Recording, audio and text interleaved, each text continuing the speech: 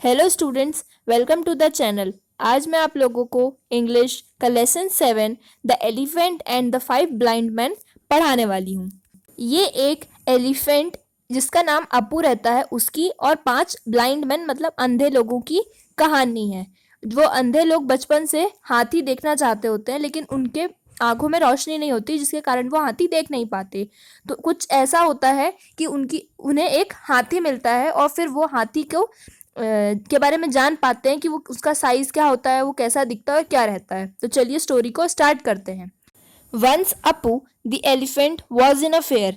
एक बार की बात है, एक एलिफेंट जिसका नाम अपू रहता है वो फेयर मतलब मेले में रहता है। Nicely adorned in fancy clothes with bells other decorations and ornaments.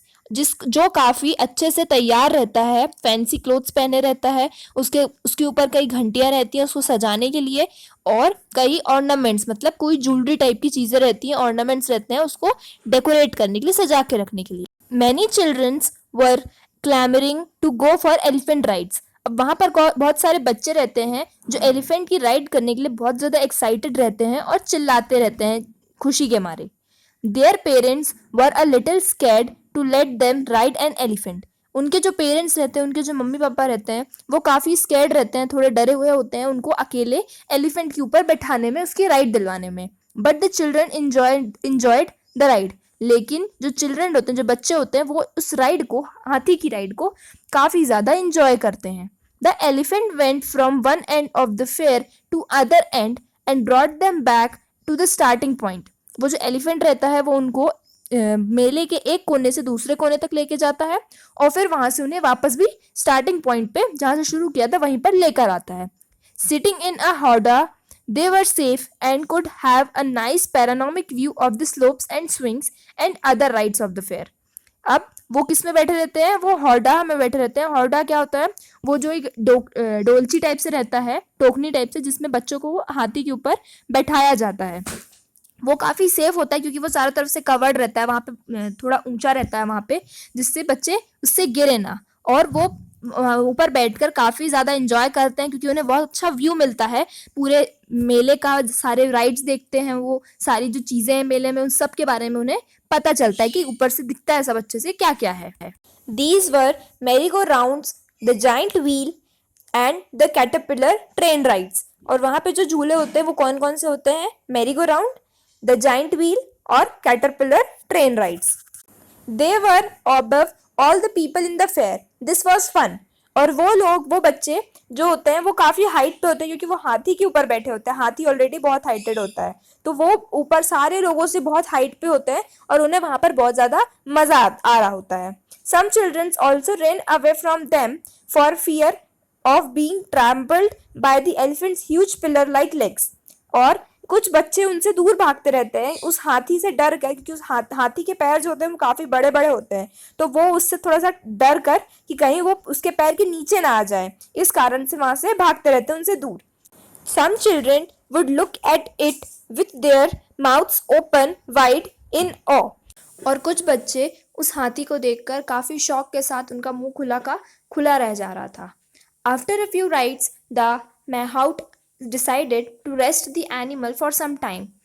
उसके बाद जो उसका चालक रहता है, हाथी को जो ले जाता है, वो डिसाइड करता है कि थोड़ा देर अब हाथी को रेस्ट देना चाहिए क्योंकि वो काफ़ी टाइम से काफ़ी राइड्स दे चुका है। He tied him to a tree trunk and went for a drink. उसने उस हाथी को पेड़ के तने से बांधा और फिर कुछ पानी वगैरह पीने चला गया। He also brought some bananas for the elephant. अब जब वो वापस आया तो उसने आते हुए एलिफेंट के लिए, हाथी के लिए कुछ बनाना भी लाए, केले भी ला के दिए क्योंकि हाथी को केले काफ़ी पसंद होते हैं। In the mean while 5 blind man came by. इसी बीच में, इसी दौरान जब वो गया था, तभी 5 ब्लाइंड मैन मतलब अंधे लोग उस हाथी के पास आते हैं। One of them bumped his head into the side of the elephant and said, oh my god what is this. अब जब वो ब्लाइंड मैन आते हैं तो उनको दिखता तो रहता नहीं है, तो वो आके उसके सिर से टकरा जाता है साइड तरफ पे, और टकराने के बाद जब काफ़ी बड़ा लगता है तो वो बोलता है, ओ माई गॉड ये क्या चीज़ है। The mahout who was back just in time said, this is an elephant.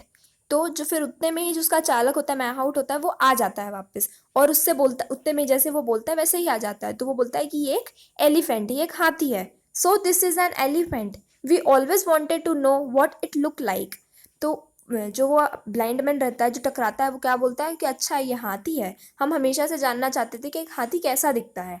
All of them grouped around two find out by themselves. और फिर वो सभी लोग उसके हाथी के इर्द गिर्द आ जाते हैं और जानने की कोशिश करते हैं कि हाथी एक्चुअली में होता कैसा है। What does an elephant look like, कि एक्चुअली में एलिफेंट दिखता कैसा है, कैसा लगता है।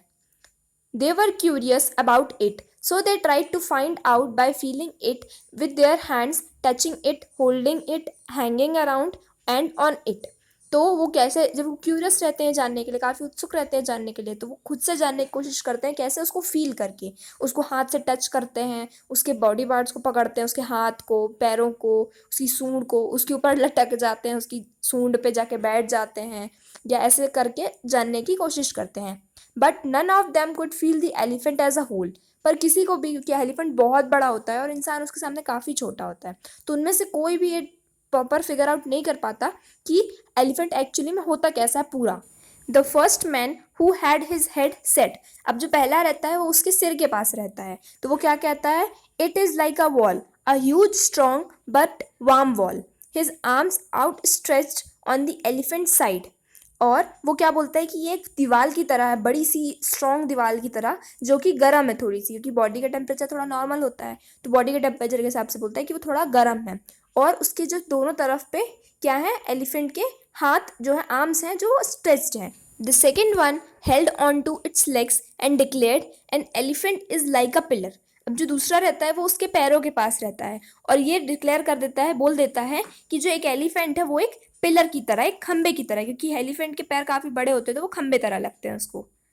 You can not hold a wall but I can put my hands around it, it is like, it is tall like a tree trunk. वो कहता है कि तुम्हें ये दीवार लग रहा है क्योंकि तुम उसे पकड़ नहीं पा रहे हो, लेकिन मैं अपने हाथों से हाथ उसके आसपास ले जा पा रहा हूँ, इसलिए मुझे ये एक बड़े से ट्री के ट्रंक की तरह लग रहा है। ट्री ट्रंक मतलब जो पेड़ होता है उसके तने की तरह लग रहा है। The third one was holding his ears, he said you are wrong, an elephant is a big leaf, it's not thick like a tree trunk, it is thin like a leaf and big like a fan. अब जो third one रहता है वो क्या कर, कहाँ होता है, उसके कानों को पकड़ा होता है, तो वो कहता है कि तुम दोनों गलत कह रहे हो, जो एक एलिफेंट है वो एक बड़ी सी पत्ती की तरह है, ना वो पेड़ के तने की तरह है ना दीवार की तरह है, वो एक पत्ती की तरह है जो कि पतली है और पंखे की तरह बड़ी है। The fourth one said no no no, it is neither a tree trunk nor a leaf, it is like a rope with hairs at the end. अब जो वो फोर्थ लेता है वो क्या कहता है कि नहीं नहीं नहीं, तुम सब गलत कह रहे हो, ना ही ये पेड़ के तने की तरह है, ट्री ट्रंक है, ना ही ये पत्ती की तरह है, ये एक रस्सी की तरह है जिसके नीचे तरफ बाल है। The blind man was hanging by its tail, वो जो ब्लाइंड मैन रहता है, फोर्थ मैन रहता है, वो क्या कर रहा होता है, उसकी पूंछ पकड़ के लटका हुआ होता है, उसकी पूंछ में लटका हुआ होता है, तो उसे वो एक रस्सी की तरह लगती है जिसमें पूंछ में आखिरी में बाल होते हैं, वैसे ही बाल होते हैं, तो वो उसी को डिक्लेयर करता है कि नहीं, एलिफेंट जो है वो एक रस्सी की तरह है जिसके लास्ट में बाल हैं। The fifth one came out and startled them all by saying, अब जो फिफ्थ वन होता है वो आता है और कहता है सबको गलत कहते हुए कि नहीं, तुम लोग कुछ नहीं, तुम लोग सब गलत कह रहे हो, you do not know anything, तुम लोगों को कुछ भी नहीं पता। It is like a swing, ये जो है एक स्विंग की तरह है, एक झूले की तरह है। Children like elephant because they can swing on them, बच्चों को एलिफेंट क्यों अच्छे लगते हैं, क्योंकि वो उस पर झूल सकते हैं एक झूले की तरह।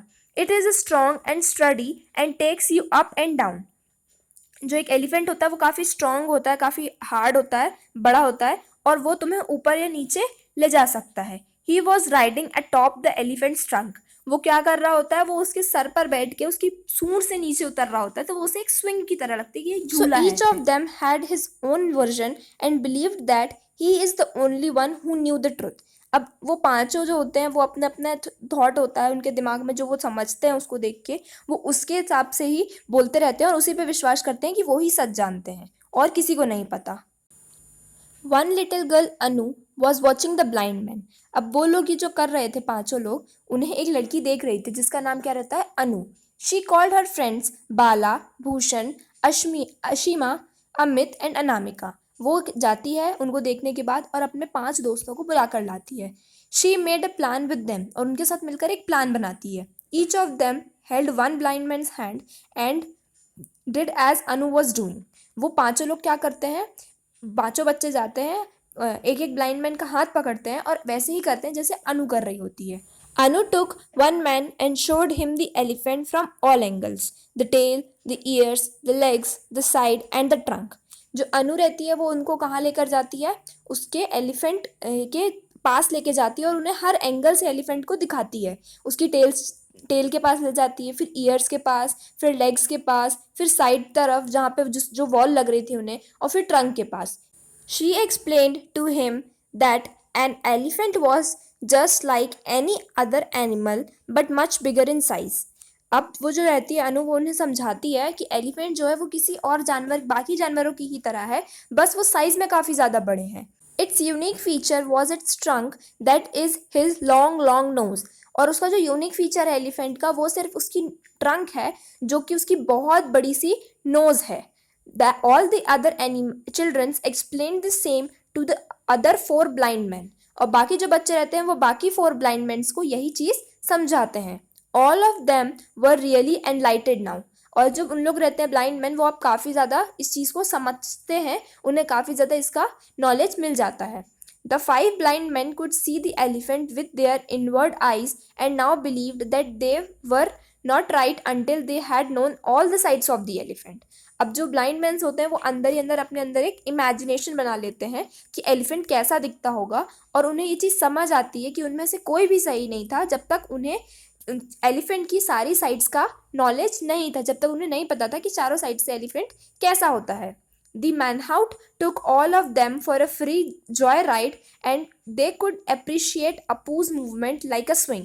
अब जो वो मैनहाउट रहता है, जो हाथी का वो रहता है, मालिक रहता है, वो उन्हें एक फ्री में राइड करवाता है। क्यों? जिससे वो एलिफेंट के बारे में और जान सकें और उसकी राइड का एंजॉय कर सकें। वो सभी लोग मिलकर उसकी अपू की जो राइड रहती है स्विंग की तरह, उसको काफ़ी अप्रिशिएट करते हैं और काफ़ी इंजॉय करते हैं।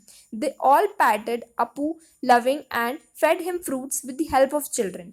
अब ये सभी लोगों ने मिलकर काफ़ी अपू के साथ एंजॉय करते हैं, अपू द एलिफेंट के साथ, और बच्चों के साथ ही मिलकर उन्हें फ्रूट्स भी खिलाते हैं, उन्हें खाना भी खिलाते हैं, उसे खाना भी खिलाते हैं।